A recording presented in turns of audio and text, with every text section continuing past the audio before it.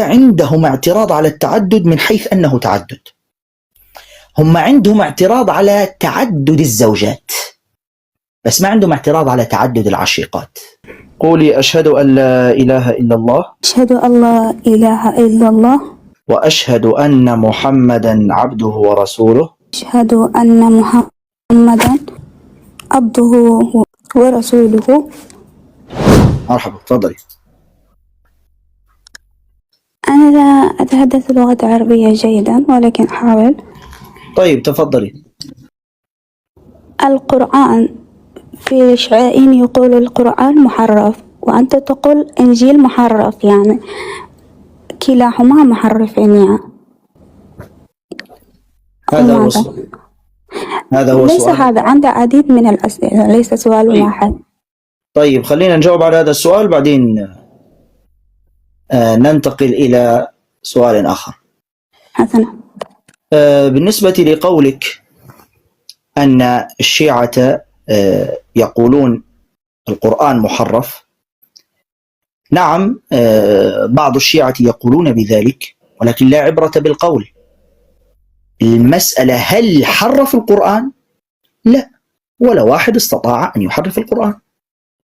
حتى المصاحف التي بين أيدي الشيعة اليوم 114 سورة، ولا واحد منهم استطاع أن يزيد سورة أو يزيد آية أو ينقص آية من القرآن. الذي يريد أن يقول الإشكال ليس في القول، لكن الواقع ماذا يقول؟ هل حذف من القرآن شيئا؟ هل زيد فيه شيئا؟ الإجابة لا. لكن تعالي لكتابك، لما نقول إن البروتستانت يقول حذفوا أسفار من كتابك، هم حذفوا حقا، يعني وقع، مش مجرد قول. يعني البروتستانت مش مجرد أنهم قالوا هذه الأسفار محرفة، لا، هم حذفوها فعلا. هذه ترجمة الفان أنا دايك. بروتستانتي، أنا بعرف حسب ما صفنا، بعرف هذا. طيب دعيني أتم. هذه الترجمة البروتستانتية اللي هي ترجمة الفان دايك، محذوف منها 7 أسفار، محذوف منها 7 أسفار من الإنجيل أو من الكتاب المقدس يعني بشكل عام. طيب هذه اللي جنبي هذه،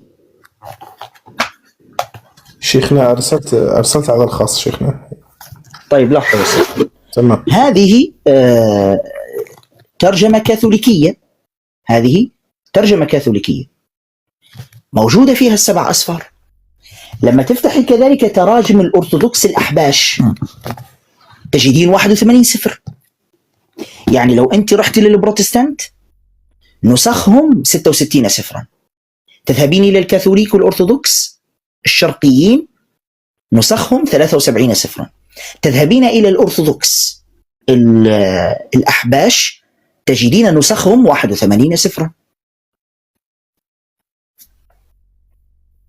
لكن اذهبي إلى الشيعي، المعتزلي، الإباضي، الأشعري، الماتريدي، أي فرقة تنسب نفسها للإسلام، كم عدد السور الموجودة في المصحف؟ 114، لا ناقص ولا زايد.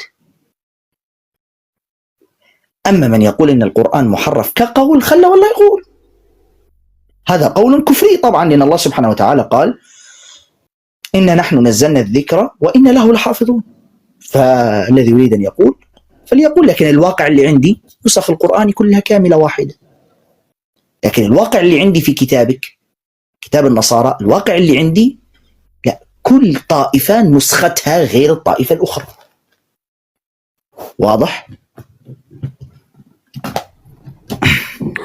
واضح.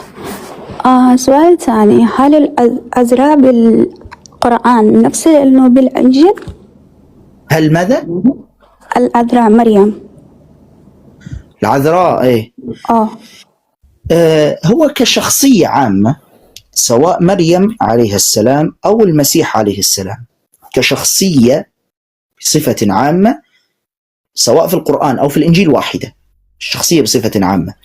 لكن في الإنجيل وقعت بعض التحريفات التي يعني اتهم بها أو ألصقوها في مريم العذراء والمسيح عليه السلام. فهذا لا يؤثر في أصل الشخصية، أصل الشخصية واحدة، لكن بعض المناسبات والألفاظ بعض الأمور التي حرفت، يعني على سبيل المثال تحريف نسب المسيح، يعني إنجيل متى حرف نسب المسيح حيث جعل نسب المسيح مليء بالزانيات والزواني. إنجيل متى وضع في نسب المسيح 4 زواني، بتشبع، راعوث، هي مش زينة حقيقي وقعت فيه راعوث بس يعني متحرشة كانت، بتشبع، راعوث، ثامار، رحاب، 4 زانيات ذاكرهم إنجيل متى في نسب المسيح. هذا من التحريف. من التحريف مثلا الألفاظ السيئة التي نسبتموها للمسيح، أنه كان يقول خنازير، كلاب، كان يسب الناس، كان يسيء إلى المرأة الكنعانية ويقول لها ليس حسنا أن يؤخذ خبز البنين ويطرح للكلاب. أي نعم. من هذا؟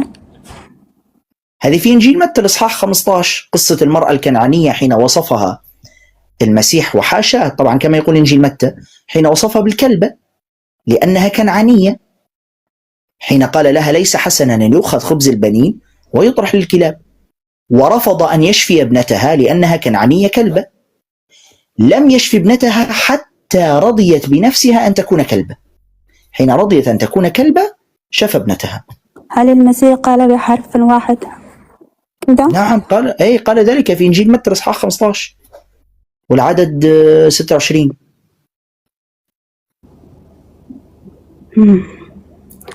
حسنا، ننتقل إلى السؤال الثالث. الشيطان، هل الشيطان أرى إله، ملائكة، والنار؟ أصلا هو مخلوق من النار. لحظة بس، لحظة، هل الشيطان ماذا؟ يعني أرى إله هكذا؟ رأى الإله قصدي. والنار هو أصلا مخلوق من النار. إيه؟ جنة، شافوا الجنة، لماذا عصى إله؟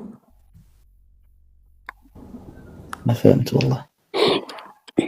الشيطان رأى الله وهو مخلوق من النار. أي نعم، الشيطان إبليس مخلوق من النار. شاف أنه الله عنده قدرة، هو قوي، يستطيع يعني يفعل كل شيء، لماذا أسى الله يعني في القرآن؟ تمام، وصل. نعم. أنت يعني سؤالك إبليس رأى قدرة الله سبحانه وتعالى، وليس رأى الله، ليس ثابتا أنه رأى الله عز وجل، ما فيش نص يقول أنه رأى الله. نعم يعني قال فبعزتك وكذا، لكن هذا لا يعني أنه رأى الله سبحانه وتعالى. ولم يرى الله؟ لا يوجد آية ولا نص في السنة النبوية يقول أن إبليس رأى الله، لا يوجد نص هكذا. لكن هو كان يتعبد الله مع الملائكة، ثم ليس من الملائكة، هو من الجن، كان يعبد الله مع الملائكة، ثم بعد ذلك يعني عصى الله سبحانه وتعالى. طيب، لماذا تكبر إبليس رغم معرفته بقدرة الله تبارك وتعالى؟ أو لماذا كفر إبليس؟ الإجابة في القرآن أنه تكبر. أي نعم، الكبر كما قال النبي صلى الله عليه وسلم بطر الحق.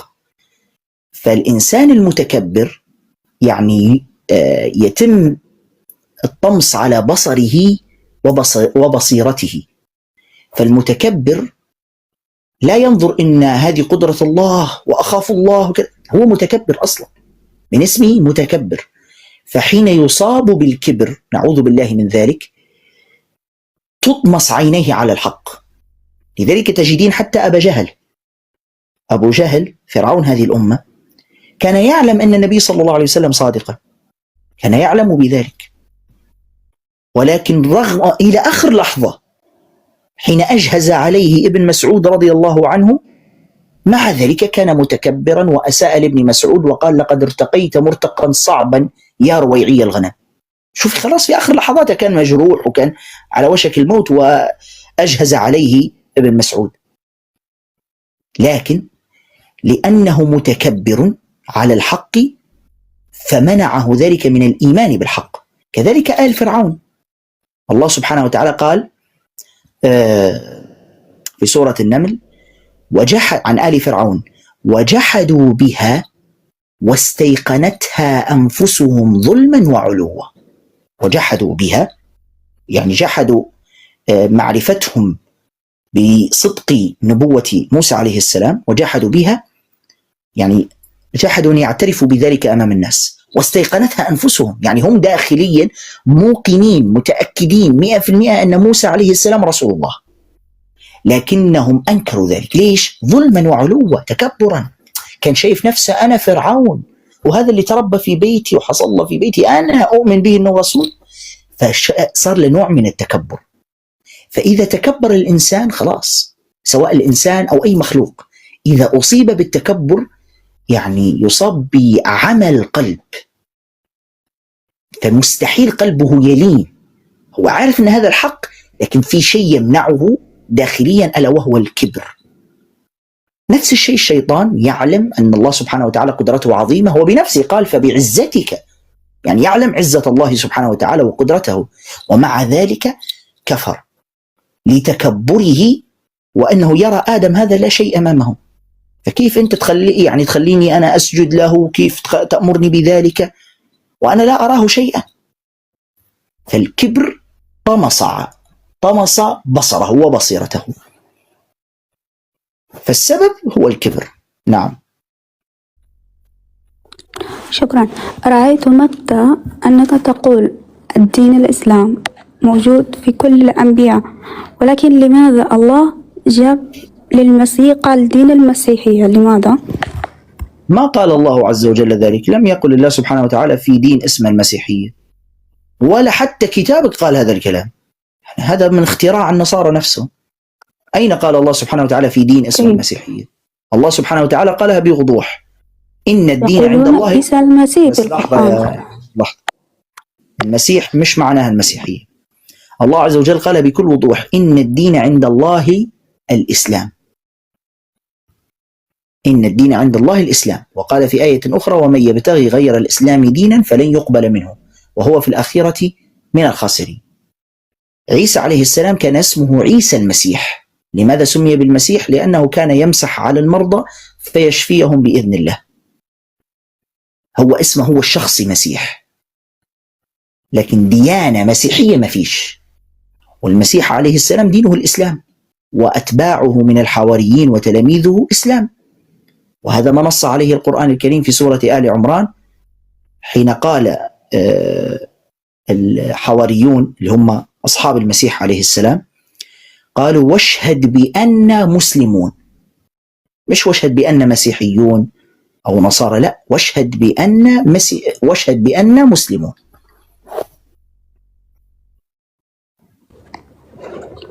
أريد أعرف ما هو واجبات المسلم؟ والله هي كثيرة، لكن المطلوب من المسلم أن ينفذ ما أمر الله عز وجل به. هل نفس الشيء الرجل والمرأة بالإسلام يفعلون شيء نفسه؟ إبادة نفس الإبادة؟ بالنسبة للمرأة والرجل في الإسلام يتساوون في الأجر وفي الجزاء الأخروي. يعني الله سبحانه وتعالى قال في قوله تعالى إني لا أضيع عمل عامل منكم من ذكر أو أنثى. شوف النص واضح، لا يضيع الله سبحانه وتعالى أي عمل قامت به امرأة أو رجل. ففي الأجر في الآخرة متساوون في هذا. أما في الأحكام الدنيوية طبعا ليسوا متساوون، لأن أصلا ليسوا متساويين لأنهما مخلوقان يختلفان عن بعضهما البعض. يعني بيولوجيا المرأة تختلف عن الرجل، فلذلك من الطبيعي أن بعض الأحكام تختلف. يعني مثلا في المرأة في وقت حيضها لا تصلي ولا تصوم، لا يمكن هذا الأمر أن يكون مفروضا على الرجل والرجل لا يحيض، فبالتالي طبيعي أن يكون في بعض الأحكام الشرعية في اختلاف. لكن في الإيمان وفي الجزاء الأخروي نفس الشيء. يعني مش هيدخل الله سبحانه وتعالى الرجال الجنة ويدخل النساء النار، الذي يعمل صالحا، الذي يؤمن ويعمل صالحا يدخل الجنة سواء ذكرا أو أنثى.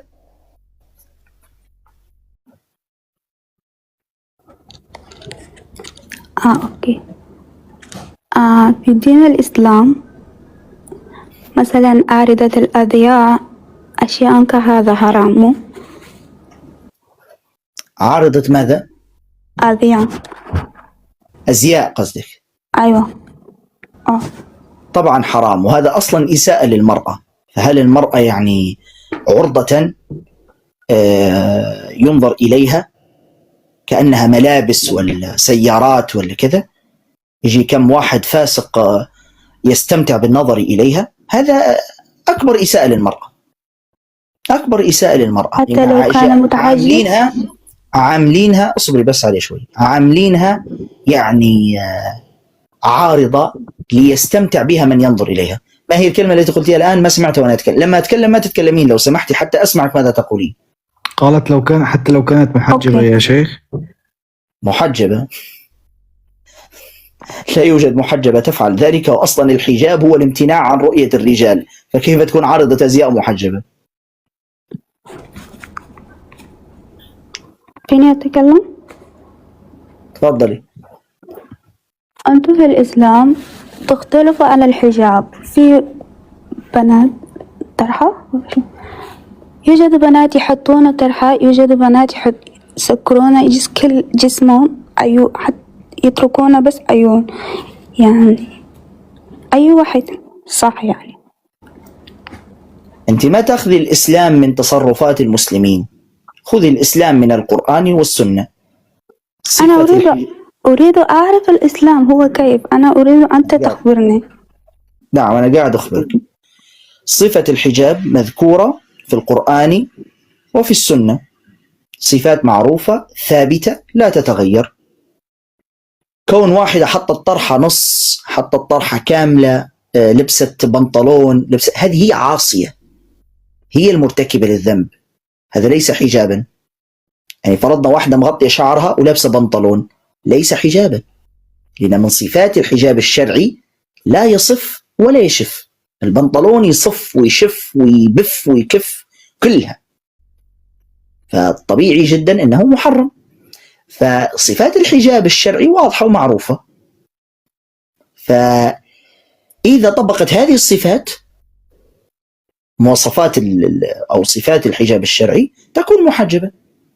إذا ما طبقته لا تكون محجبة. أنا أعلم أن في مسلمات مثلا غير محجبات أصلا، في مسلمات لبسات نقاب، وفي مسلمات مغطيات شعرهن وبس لبسات ملابس ضيقة وحطت مكياج وكذا وتظن أن هذا هو الحجاب، هذه عاصية مرتكبة لكبيرة من الكبائر. فنحن لا نأخذ الإسلام من تصرفات المسلمين، إن المسلمين بشر، في منهم من يفعل أشياء صحيحة ومنهم من يعمل أشياء خطأ. أنا بنفسي لا تأخذين الإسلام من تصرفاتي، أنا أخذ الإسلام من القرآن والسنة، لأن أنا كذلك بشر أخطئ وأصيب، قد أتصرف تصرفا خاطئا لا يوافق الله عز وجل عليه ولا النبي صلى الله عليه وسلم، لكن أسعى قدر الإمكان أن ألتزم بما قاله الله سبحانه وبما قاله النبي صلى الله عليه وسلم، لكن هذا لا يخلو أن يقع في أخطاء. فبالتالي الإسلام لا يؤخذ من تصرفات المسلمين، لا من مشايخ ولا من علماء ولا من عوام المسلمين. الإسلام يؤخذ من القرآن والسنة. واضح؟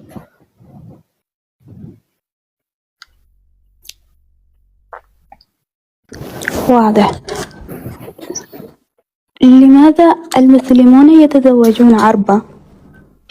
والله المسلمون مساكين، حتى واحدة مش محصلين. ماذا؟ لا شيء. أولا بالنسبة لتعدد الزوجات، هو شيء لم يخترعه الإسلام، شيء لم يخترعه الإسلام.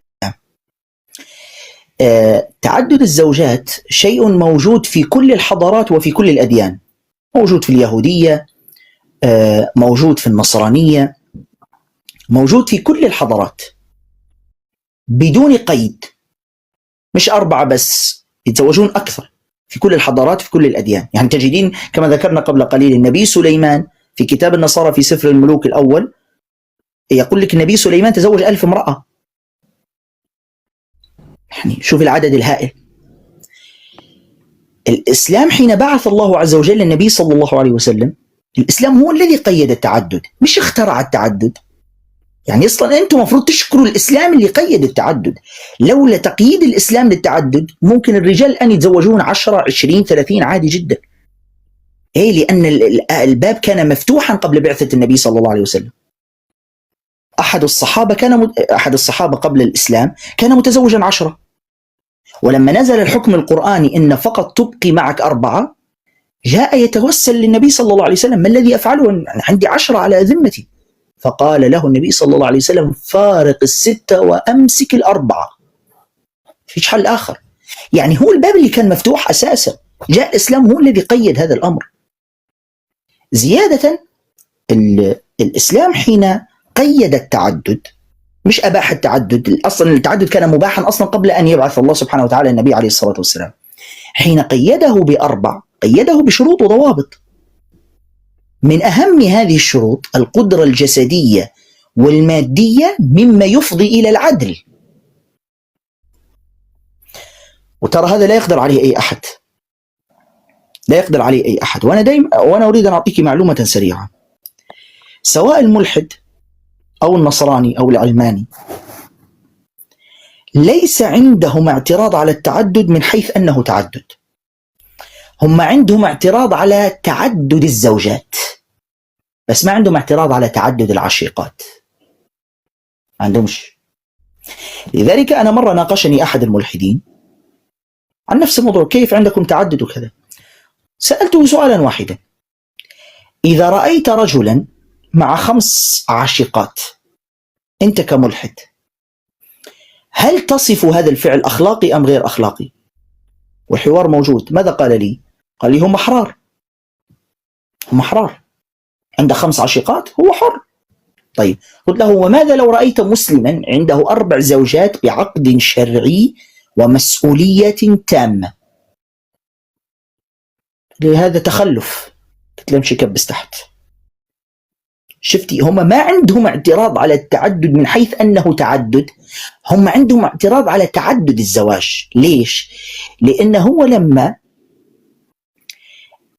ليش معترض على تعدد الزواج تحديدا؟ لأن لما يكون التعدد من خلال زواج في عقد، في مسؤولية، في أمانة، في مقاضاة، في قضاء، في محكمة إذا ظلمتها، فبالتالي في نوع من التقييد. لكن لما يكون تعدد عشيقات لا عقد ولا هم يحزنون، يصاحبها أسبوع، أسبوعين، شهر، شهرين، وبعد ذلك يقول: يلا توكل على الله. تستطيع أن تفعل له شيئا؟ لا، لا تستطيع أن تفعل له شيئا. لذلك يرغبونهم في تعدد العاشقات. وأكبر دليل الملفات المسكين اللي فضحتهم، اللي نظروا علينا بالأخلاق والحضارة الغربية وكذا وكذا. طلعت جزيرة بستين مطلعت لهم الكوارث كلها. اللي كانوا ينظروا علينا بالأخلاق وكذا كلهم غطسين في البلاد الأسود. وسبحان الله فضحهم الله عز وجل من الباب الذي يهاجمون به الإسلام. دائما يتهمون الإسلام: زواج قصيرات جنس، زواج قصيرات جنس، وطلعوا هم اللي بيمارسوا هذا الفعل. يعني سبحان الله، الله عز وجل فضحهم من الباب اللي بيهاجموا به الإسلام. شوف الله سبحانه وتعالى حين يريد أن يفضح أعداءه يفضحهم من الباب اللي ينظروا عليه أخلاقيا على المسلمين. فلذلك نعم، تعدد الزوجات حلال في الإسلام بشروطه وضوابطه، حلال نعم. وين الإشكال في ذلك؟ بالعكس، التعدد يحل أزمة كل الحضارات تعاني منها. يعني أنت عندك الآن إحصائية عالمية، عدد النساء عالميا الآن أكثر من الرجال. من الناحية الإحصائية النساء أكثر من الرجال. أضفي إلى ذلك أن ليس في رجال عازفين عن الزواج، كارهين شيء اسمه زواج، عندهم عقدة من المرأة هذه، مش حابين يتزوجوا. وهذه نسبة يعني حوالي نسبة 10%، مش نسبة قليلة يعني، العازفين عن الزواج. عندك نسبة ليست بقليلة كذلك شاذين جنسيا، نحن أصلا لا يرغبون في الزواج أساسا ولا يرغبون في المرأة، ميولهم انتكاسي سيء، وهذه النسبة ليست قليلة خاصة في دول الغرب. عندك نسبة كذلك في راغبين في الزواج لكن ليس عندهم القدرة على الزواج، هم راغبون في ذلك لكن ليس عندهم المقدرة المادية على ذلك.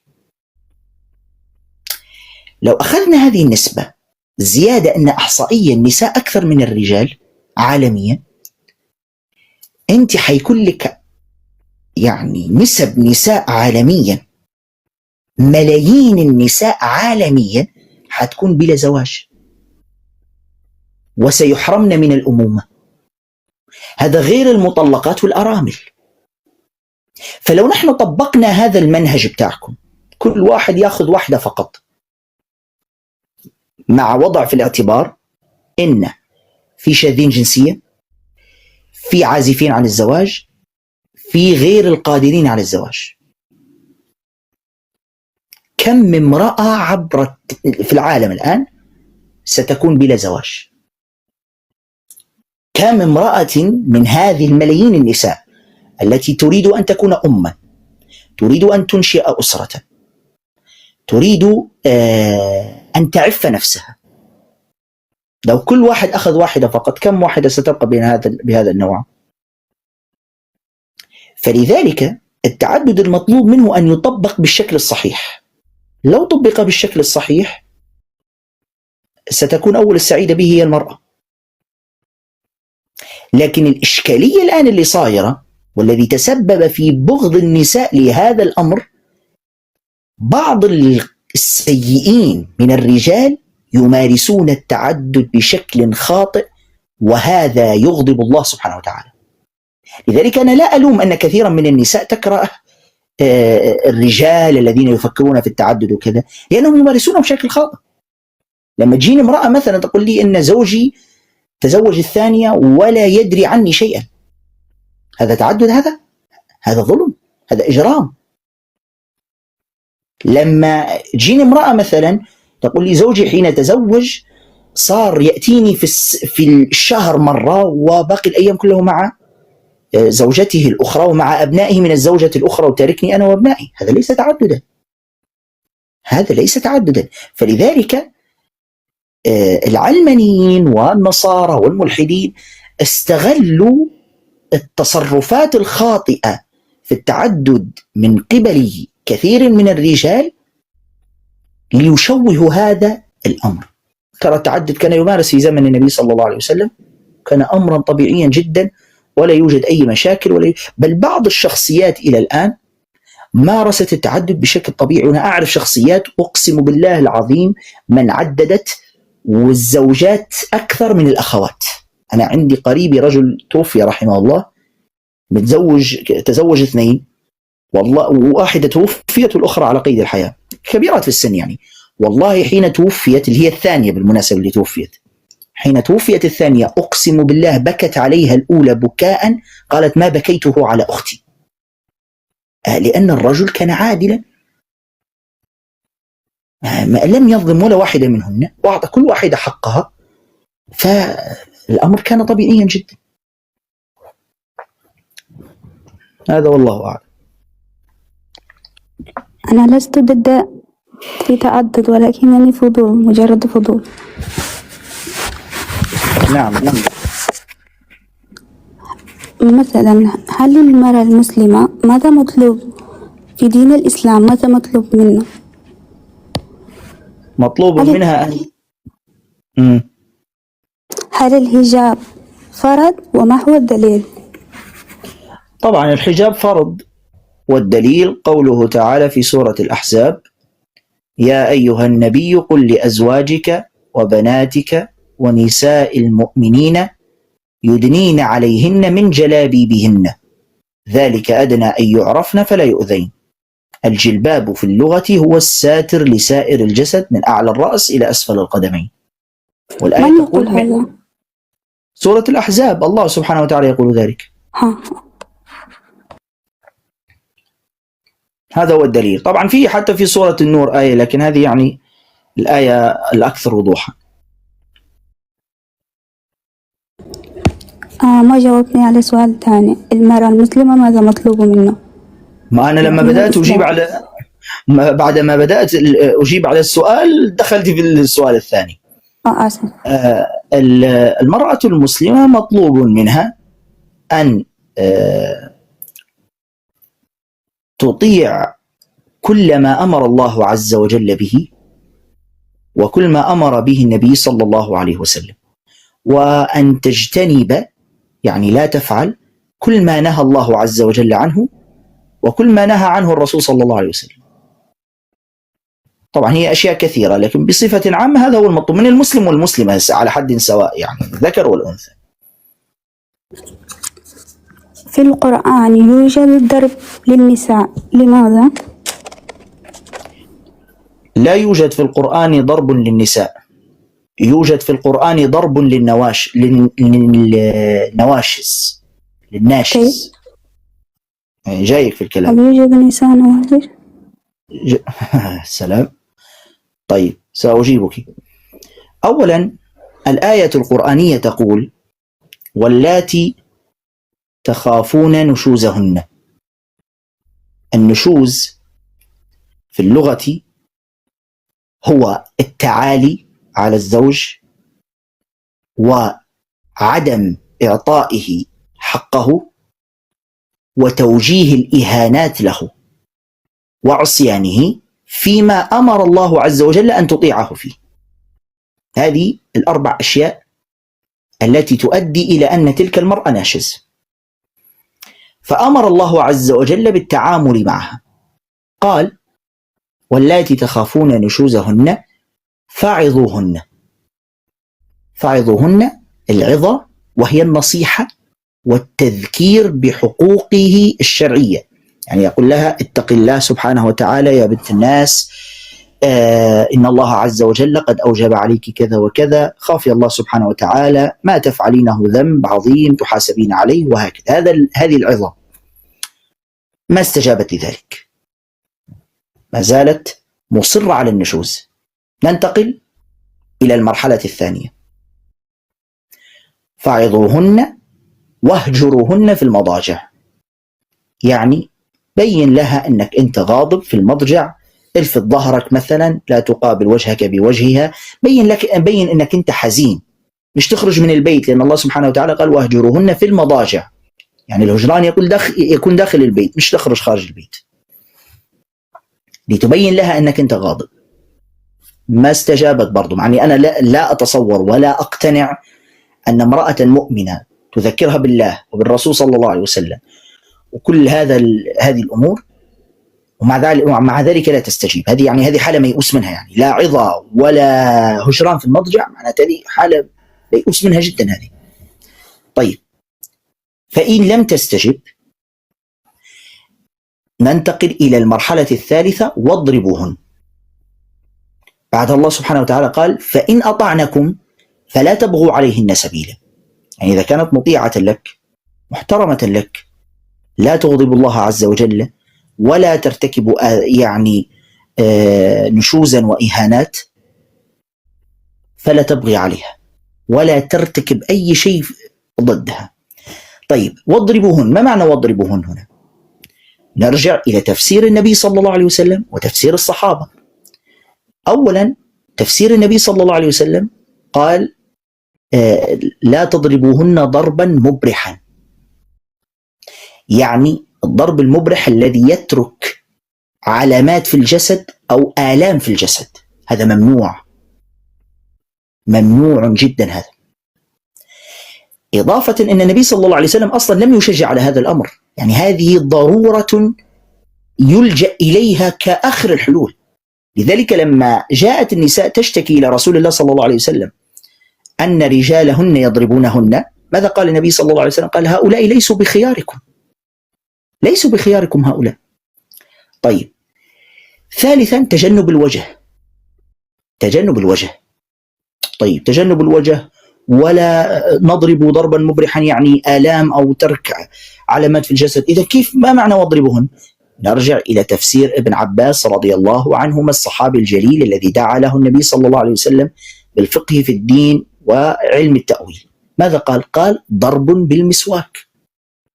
طيب هو المسواك اسمه ضرب لأن الهدف ليس الإيلام والإيجاع، الهدف من هذا التأديب والتذكير أنك ارتكبت في حقي نشوز، عصيان وعدم إعطائي لحقوقي، فالهدف من ذلك التذكير.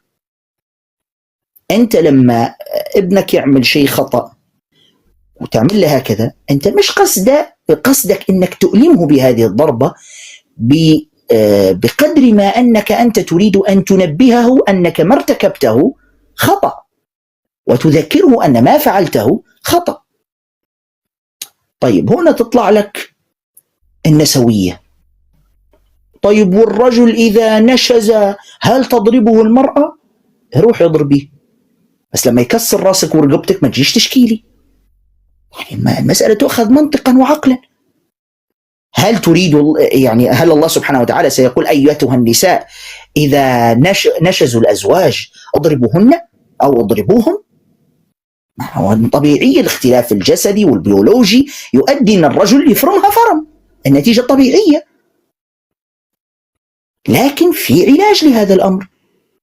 في الفقه الإسلامي وفي مذهب الإمام مالك إذا نشز الرجل يرفع الأمر إلى القاضي الشرعي، فالقاضي الشرعي ينزل العقوبة على الرجل. هي عندنا نحن في الإسلام أن الرجل قد يصل به الأمر إلى الحبس، القاضي ممكن يحبسه إذا حقق ضررا في حق زوجته، قد يصل الأمر إلى هذا. فبالتالي في رواية في الإمام عند الإمام مالك وكذا أن الرجل الناشز نعم يضرب، لكن من قبل القاضي، يعاقب من قبل القاضي بقوة الشرع والقانون. أما إذا أنت كامرأة ستضربينه، طبيعي النتيجة الطبيعية، الغالب في النساء، الغالب الأعم، أن القوة الجسدية، البنية الجسدية، من جميع النواحي لا يوجد أي يعني توازن أبدا. تمام؟ فهذا هو الأمر يعني ببساطة، والله تعالى أعلم. هل يوجد امرأة يضرب رجل؟ لا يوجد أكيد. نعم صحيح. أنا كيف أعرف أنه أنت عاملة إعادة نشر، أنت عاملة ريبوست لقرآن في صفحتك؟ عملت كثير لايك لفيديوهاتك وعاملة ريبوست لقرآن في صفحتك. كيف؟ ما السبب؟ ماذا ريبوست؟ ما فهمت. إعادة نشر، يعني إعادة نشر لمقطع. أنا لما أشوف القرآن هيك أشياء بعمل لايك، مو بنشر بالحياة تبعي أصلا. ماما ما ترضى. المهم كنت عم أسأل عمر. أنت حاطة صليب، أنت واضعة صليب في يدك؟ بظهري. طيب كمل.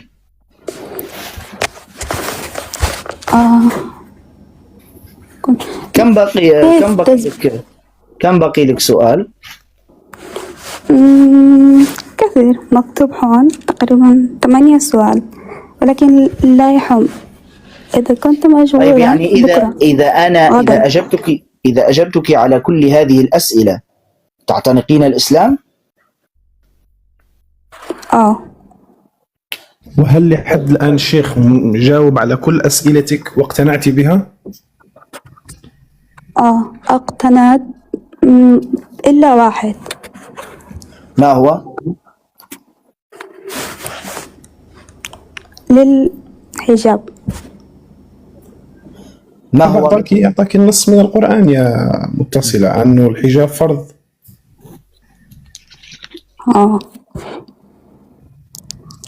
أنا كمسيحية كيف أعرف أن دين الإسلام هو الحق وديني هو الغلط؟ في أشياء اقتنعت، ولكن أريد من الإنجيل تثبت أن الإنجيل غلط. تعرفين أن الإسلام حق وأن النصرانية خطأ من خلال أولا الإسلام دين توحيد والنصرانية دين الشرك. الإسلام في القرآن والسنة، كل النصوص الموجودة في القرآن والسنة يعني الكلام عن صفات الله سبحانه وتعالى صفات تليق بالله عز وجل وبكمال الله سبحانه وتعالى، بينما النصوص الموجودة في كتاب النصارى كلها إساءات لله تبارك وتعالى. وسأعطيك أمثلة على ذلك. مثلا في كتاب النصارى يقول عن الله سبحانه وتعالى الرب يندم 5 مرات، 5 نصوص تقول الرب ندم أو الرب يندم. طيب ما معنى الندم؟ الندم هو الرجوع عن الخطأ، فكتاب النصارى ينسب لله عز وجل أنه يخطئ والعياذ بالله ويندم على فعله، هذا ليس موجودا في القرآن. في كتاب النصارى في سفر الخروج وفي سفر التكوين الرب حين خلق السماوات والأرض في 6 أيام استراح في اليوم السابع، استراح في اليوم السابع، ولا يستريح إلا المتعب، لا يستريح إلا المتعب. فإذا كتاب النصارى يصف الله عز وجل بالتعب، وهذا نفاه الله سبحانه وتعالى في القرآن الكريم في سورة قاف، قال وما مسنا من لغوب. اللغوب هو التعب، وما مسنا من لغوب يعني ما أصاب الله عز وجل أي نوع من التعب. في كتاب النصارى الله سبحانه وتعالى والعياذ بالله مشبه بالحيوانات، مشبه بشريب الخمر، مشبه بالبشر، مشبه بكل شيء سيء. يعني مثلا في سفر المزامير هنالك نص في كتاب النصارى يقول فاستيقظ الرب، فاستيقظ يعني كان نائما، فاستيقظ الرب كنائم كجبار معيط من الخمر. هذا نص في كتاب النصارى في سفر المزامير. اقرأ القرآن الكريم، الله لا إله إلا هو الحي القيوم لا تأخذه سنة ولا نوم. شوفي صفات الكمال هنا، وشوفي الإساءات في كتاب النصارى. لا تأخذه سنة اللي هي مقدمة النوم، لا تأخذه سنة ولا نوم. تجدين في كتاب النصارى في العهد الجديد في رسالة بولس إلى أهل كورنثوس يصف الله سبحانه وتعالى بالجهالة والضعف حين يقول لأن جهالة الله أحكم من الناس وضعف الله أقوى من الناس. النصرانية تقول أن الله مات على الصليب، وعندهم ترنيمة في الكنيسة يقولون آمين آمين آمين بموتك يا رب نبشر. المسلمون يقولون لا إله إلا هو الحي القيوم، الله لا إله إلا هو الحي القيوم. أن الإسلام توحيد خالص. النصرانية في قانون الإيمان عندهم إله من إله، وفي نص عندهم في سفر المزامير 110 قال الرب لربي، يعني في ربين. فبالتالي هذا كله يدل على أن الإسلام هو الصح والنصرانية هي الخطأ. انظري إلى صفات الأنبياء في كتاب النصارى، تجدين كتاب النصارى وصف الأنبياء أنهم يشربون الخمر، وأنهم يزنون، وأنهم يقتلون بغير حق، وأنهم يشركون بالله، وأنهم يصنعون الشرك. هذا ليس موجودا في القرآن أبدا. يعني كتاب النصارى يصف سيدنا سليمان أنه عبد الأوثان، نساؤه أملن قلبه وجعلنه يعبد الأوثان. القرآن الكريم يقول وما كفر سليمان، رد عليهم في ذلك. كتاب النصارى يصف سيدنا داود عليه السلام أنه زنى بامرأة متزوجة وقتل زوجها في سفر صموئيل، بينما في القرآن الكريم سيدنا داود أواب، شخص عابد لله عز وجل، عائد إلى الله دائما وذاكر لله تبارك وتعالى. سيدنا لوط في كتاب النصارى زنى بابنتيه في سفر التكوين 39، معروف القصة. بينما سيدنا لوط عليه السلام في القرآن الكريم كان محاربا للفحشاء. يعقوب عليه السلام في كتاب النصارى واليهود تصارع مع الله وغلبه في قصة مشهورة في سفر التكوين، بينما في القرآن الكريم نبي صالح يخاف الله عز وجل. هذه كلها صفات للأنبياء عليهم السلام في كتاب النصارى والله يوصف بها أرذل خلق الله عز وجل وحاشاهم أنبياء الله سبحانه وتعالى. لذلك أنا دائما أتحدى النصارى: أعطوني كبيرة من الكبائر، أعطوني كبيرة من الكبائر لم يوصف بها الأنبياء في كتابكم، بس أعطوني كبيرة من الكبائر لم يوصف بها الأنبياء في كتابكم. ما فيش. في نبي اسمه أشعياء في كتاب النصارى، في سفر أشعياء الرب يقول عن أشعياء النبي: كما مشى عبدي أشعياء عاريا 3 سنين آية وأعجوبة. تخيلي أنت كتاب النصارى بيعتبر المعجزة والآية والأعجوبة أنك تمشي أن يمشي الشخص عريان 3 سنين. له إيش؟ نبي زيادة. مصيبة هذه. هذا يعني أنا أعطيتك على فكرة، يعني حاولت أن أختصر لك قدر الإمكان، وإلا الأدلة يعني أكثر من ذلك بكثير. إحنا المسيحيين نقول هللويا، هذا شرك؟ النصرانية كلها غاطسة في الشرك أساسا، يعني سواء هللويا ولا للولية، كل الشرك في شركية النصرانية أساسا. يعني النصرانية قائمة على الأقانيم الثلاثة: الآب والابن والروح القدس، كل واحد منهم إله كامل عندهم. فبالتالي ولكن شخص واحد شيخ. لا، ما هم شخص واحد، لا ليسوا شخصا واحدا. الآب والابن والروح القدس 3 أقانيم عند النصارى. أصلا كلمة أقنوم هي كلمة سريانية، والمقابل اليوناني لها هيبوستاسيوس، والمقابل العربي لها شخص. يعني كلمة هو إله كامل. بس للآخر حتى أتم. كلمة أقنوم معناها شخص. أصلا كلمة أقنوم معناها شخص، هذا باعتراف النصارى نفسهم. يعني لما يقول الآب أقنوم والابن أقنوم والروح القدس أقنوم، يعني 3 أقانيم، يعني 3 أشخاص. ولذلك لما تفتحين الآن صور الثالوث في الكنائس، تجدين الأب على هيئة الآب الأقنوم الأول على هيئة رجل عجوز لحيته بيضاء، والابن الأقنوم الثاني على هيئة شاب وسيم، والروح القدس على شكل حمامة. هذه الصور التي تنشر في الكنائس وتعلق في الكنائس عن الثالوث. نحن البروتستانت لا نعبد الأصنام يعني. لكنكم أنتم البروتستانت تعبدون 3 أقانيم. يعني مثلا أكيد. أي الآب، أسألك سؤال: الآب الأقنوم الأول أين موجود؟ هن شخص إله واحد. جاوبيني بس على السؤال، جاوبيني على السؤال. الآب الأقنوم الأول أين موجود؟ فوق في السماء، صح؟ طيب الابن الأقنوم الثاني أين كان موجودا؟ كان في الأرض، متجسد شكل الإنسان في الأرض كان. بالضبط. إذن الآب كان في السماء، والابن متجسد في الأرض، والروح القدس كان يأتي على هيئة ماذا؟ ألو؟ الروح القدس كان يأتي على هيئة ماذا؟ حمام. حمام.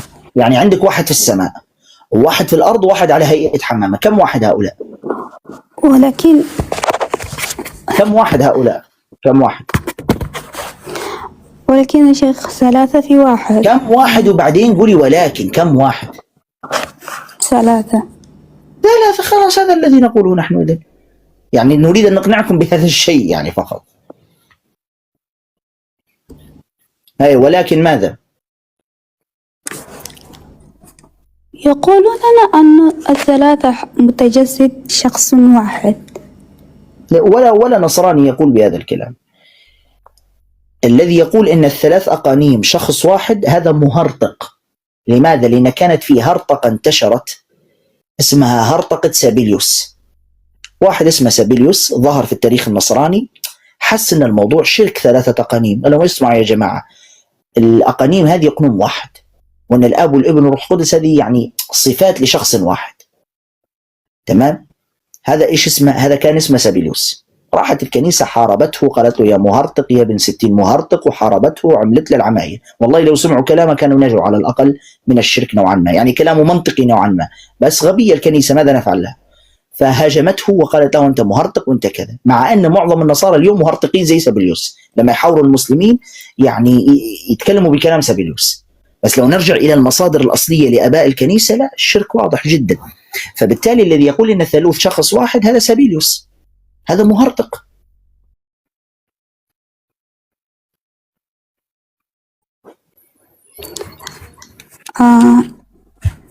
السؤال الثاني لحظة مكتوب هنا.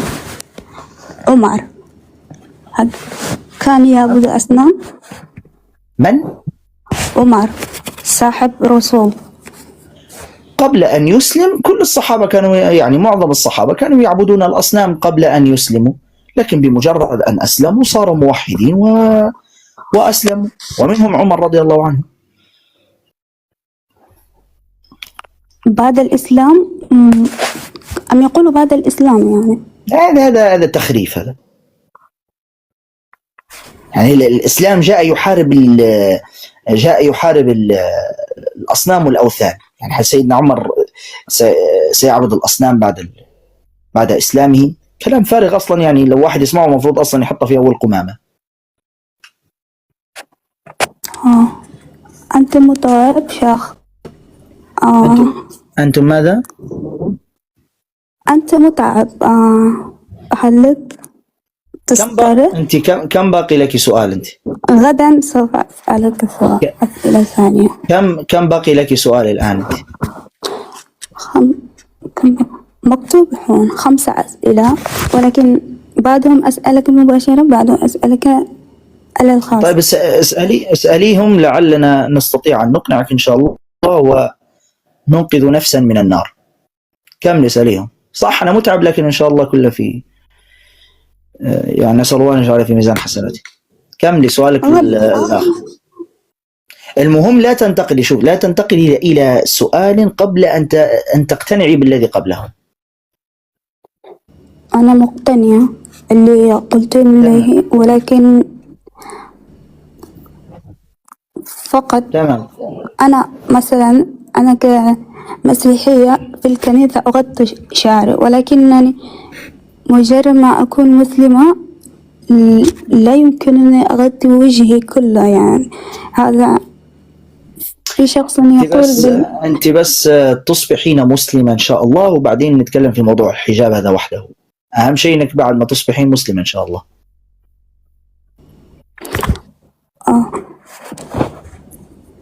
إحنا الآن أهم حاجة ننقذك من الشرك. ترك الحجاب، يعني عدم الحجاب، هذه معصية وكبيرة من الكبائر، بس الأهم الآن أن ننقذك من الشرك، بعدين نتناقش في الحجاب إن شاء الله. على سبيل المثال المسيحية عندما يسلم لا يعرف يقرأ ولا يعرف يصلي ولا يعرف شيء، كيف يعني يصلي وكيف يقرأ؟ لما تسلمي إن شاء الله سنربطك بأخت مسلمة تعلمك الإسلام إن شاء الله.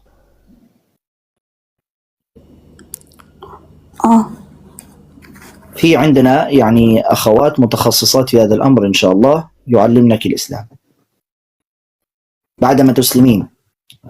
الصلاة، الصيام، كله يعني تسألين عن هذه العبادات تساعدك إن شاء الله.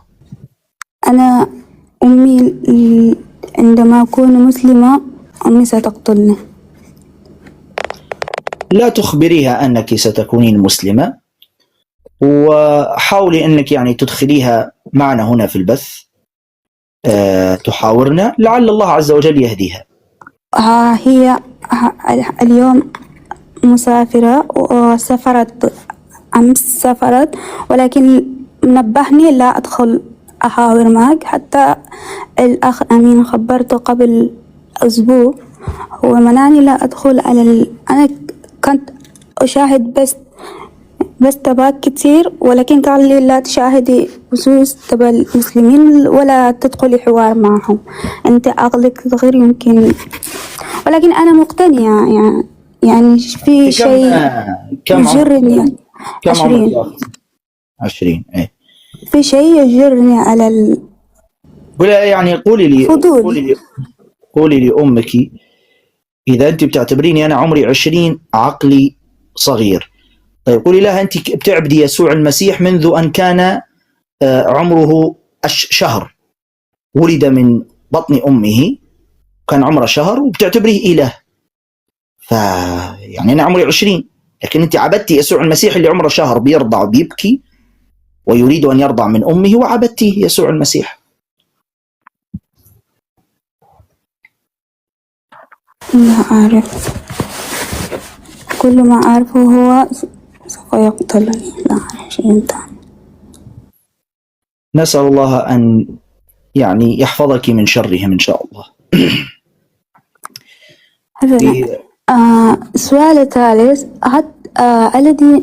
في دين المسيحي وفي دين الإسلام، هل الأم يجبر للابن أو ابنته يفعل أشياء لا يريده؟ إن أسيت يقول عائق. عاودي معي، ما فهمتش السؤال. في دين المسيحي وفي دين الإسلام، هل الأهل كأم والأب هل يجبر للبنت أو للشاب يجبر يفعل أشياء لا يريده بالقوة؟ إن أسيتهم يقولوا عائق. هل لا ممكن؟ لا، ليس عندنا في الإسلام أن الأب والأم يعني يجبرون البنت ولا الولد على شيء هم لا يريدونه.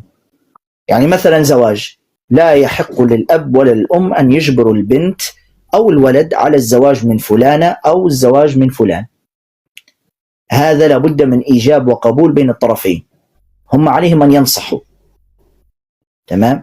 أما إذا تقصد على بر الوالدين، المقصود ببر الوالدين هو احترام والديك وطاعتهم في حقوقهم هم، مش في حقوقك أنت. يعني الزواج مثلا هذا حقي أنا، فأنا أختار الفتاة التي أريدها، وعلى أمي وأبي أن ينصحوني بس ما يجبروني. فهمتي كيف؟ فهمتي؟ فهمت. وفي المسيحية يعني في المسيحية أصلا تكرهي أبوك وأمك أساسا. في إنجيل لوقا يقول يسوع المسيح وفقا لإنجيل لوقا طبعا: من يأتي إلي ولا يبغض أباه وأمه وامرأته. خلينا نقرأ النص بس. يقول يسوع المسيح: من يأتي إلي ولا يبغض أباه وأمه وامرأته وإخوته وأخواته حتى نفسه أيضا فلا يقدر أن يكون لي تلميذا. هذا نص في إنجيل لوقا. أعرف هذا النص، ولكن نحن لا نتابع هذا النص. أنتم ما تتابعوا أي شيء في كتابكم مع الأسف. يعني هذا شيء جيد أم سيء؟ جيد وسيء الاثنين مع بعض، جيد من ناحية وسيء من ناحية. طيب، ناحية سيئة. أوكي، جيد إنكم ما طبقتم هذا النص الذي يأمر ببغض الآباء والأمهات، وإلا هذا سيسبب كوارث في الأسر. لكن سيء إنكم ما طبقتم كلام يسوع المسيح حين قال لكم أنا رسول ونبي وإنسان، ما طبقتم هذا وقلتم عنه إله. يعني سيء من هذه الناحية. هذا شيء في القرآن وليس في الإنجيل. لا، حتى في الإنجيل يسوع المسيح قال عن نفسه رسول وإنسان ونبي 90 مرة. كيف؟ شو اللي كيف؟ هو قال عن نفسه إنسان 90 مرة في الأناجيل. يعني مثلا في إنجيل يوحنا يقول أنا إنسان قد كلمكم بالحق الذي سمعه من الله. هو أن يتحدث على جزء الإنسان، يعني ربما هو يتحدث عن ماذا؟ هو إنسان كامل، إله كامل، ربما يتحدث على حياة. هو قال عن نفسه دقيقة بس، أنت قلتي إنسان كامل وإله كامل، هذه طبعا ما تركبش في المخ أساسا، لأن الإنسان غير الإله. فيعني كأنك تقولي عاقل كامل ومجنون كامل، ما ينفعش. لا يستقيم أن يكون الإنسان مجنون وعاقل في ذات الوقت. كذلك لا يستقيم للكائن أن يكون إلها وإنسانا في ذات الوقت. مع ذلك المسيح قال 90 مرة أنا إنسان، لكن لم يقل ولو مرة واحدة أنه إله. ما قالش ولا مرة أنه إله. أين قال أن أنا إله مرة واحدة؟ يعني 90 مرة قال لكم إنسان وابن إنسان. يعني ماذا تريدون أكثر من ذلك؟ 90 مرة قال لكم إنسان وابن إنسان، ما قالش ولا مرة واحدة أنه إله. يعني بالزور حتعبدوه ولا كيف؟ حتى العبادة قال لكم في إنجيل متى وباطلا يعبدونني. وباطنا يعبدونني، نص في كتابك، ومع ذلك بتعبدوه. ايش حكايتكم انت؟ راسك متربع فيه ديناصور ولا ايش بالضبط؟ ما اقصدك انت طبعا، لكن اقصد يعني الذين يعاندون في هذا. يعني يقول لكم انسان 90 مره، لا ينفع انت اله يا ابني. انا ما قلتش لكم اله، لا برضو انت اله، انت ايش عرفك؟ وبنعبدك برضو. طيب انا قلت لكم وباطنا يعبدونني، لا بنعبدك برضو، ايش عرفك؟ انت مش عارف. انت احق بالعباده، انت مش عارف نفسك بس انك انت احق بالعباده. ذكرتموني بالذين يعبدون علي بن ابي طالب في زمان علي بن ابي طالب. والله تخيلوا، جاء في جماعه في زمن علي بن ابي طالب رضي الله عنه، جاءوا امامه هكذا وقالوا له انت الله. فعلي بن ابي طالب امر بقتلهم، ومع ذلك مصرين انت الله. خرب بيتكم، ويقول لكم انا مش الله وامر بقتلكم، وما زالوا مستمرين على عبادته. طبعا في ذلك الزمان وحتى في هذا الزمان في شيعة يعبدونه، يقولون علي خالق الكون. فعلى كل حال، واضح يا أخت؟ يمكنني أثير مسلمة وغدا سوف أكمل، هل يمكن؟ نعم، إذا مقتنعة بالإسلام تنطق الشهادتين وتعتنقين الإسلام إن شاء الله. إذا مقتنعة، أهم شيء تكوني مقتنعة. أنا مقتنعة أشياء اللي أنت قلت لي، ولكن فقط عن الحجاب. ما به الحجاب؟ ولكن يمكنني أسكر شعر، ولكن لا يمكنني أغطي كل وجهي، يعني لا يمكن. طيب لا تضعين مكياج على وجهك ولكنني أنا عارضة. أنت ماذا؟ تمام. يعني البسي ملابس واسعة كاملة على كامل جسدك، ولا تضعين مكياج على وجهك، وغطي شعرك، وحتى تتاح لك الفرصة إن شاء الله يعني تغطين وجهك. شغلي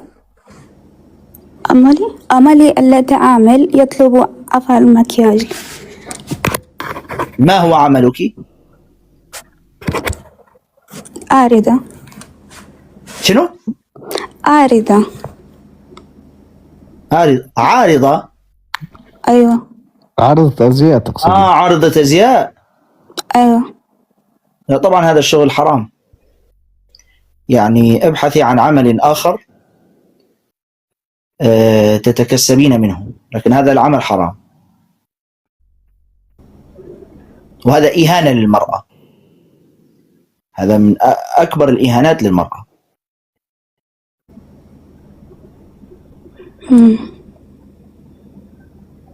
يعني المرأة ليست للفرجة، المرأة ليست للفرجة.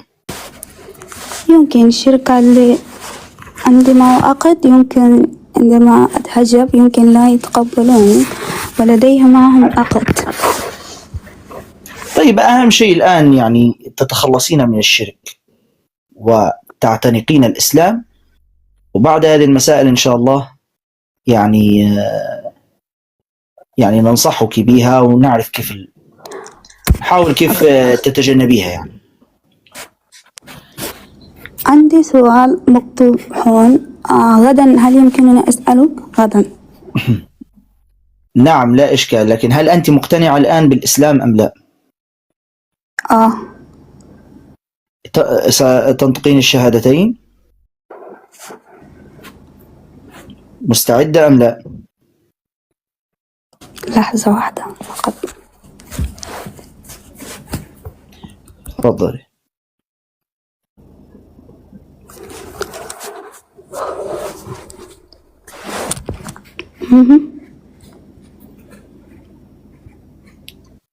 مستعدة ومقتنعة أم لا يا أخت؟ شاورت قلبي مقتنعة. مقتنعة؟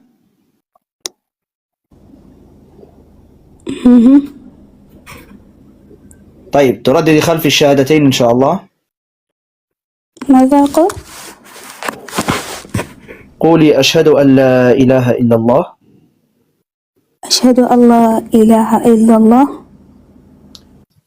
وأشهد أن محمدا عبده ورسوله. أشهد أن محمدا عبده ورسوله ورسوله وأشهد أن عيسى وأشهد أن عيسى عبد الله عبد الله ورسوله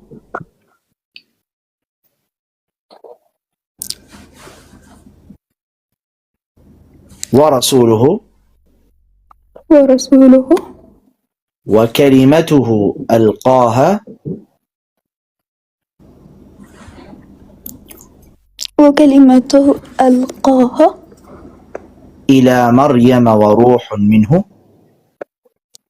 إلى مريم وروح منه وأن الجنة حق وأن الجنة حق وأن النار حق. وأن النار حق. ما شاء الله تبارك الله. أسأل الله العظيم رب العرش العظيم أن يثبتك وأن يقيك شر الفتن ما ظهر منها وما بطن، وأسأله سبحانه وتعالى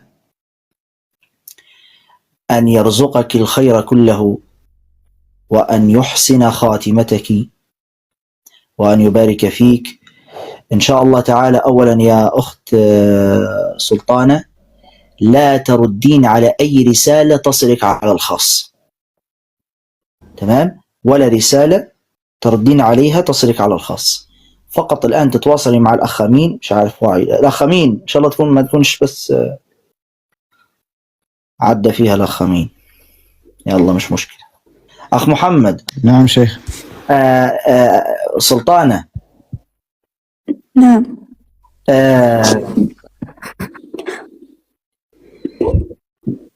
جزاك الله خيرا أخي الداعم. شايف هذا الحساب للأخ محمد هذا؟ تمام. سيرسل أرسلين له رسالة عشان يحاول يوصلك بالأخت المسلمة اللي حتعلمك الإسلام وكذا، تمام؟ أو ترسلين للأخ أمين، عارف نايم حاليا بس عادي يشوف رسالتك، يعني يا ترسل للأخ أمين يا ترسل للأخ محمد، لكن أي رسالة تصلك على الخاص لا تردي عليها، تمام؟ حسنا. طيب نسجد سجدة شكر لله عز وجل. الحمد لله الذي هداها. الحمد لله.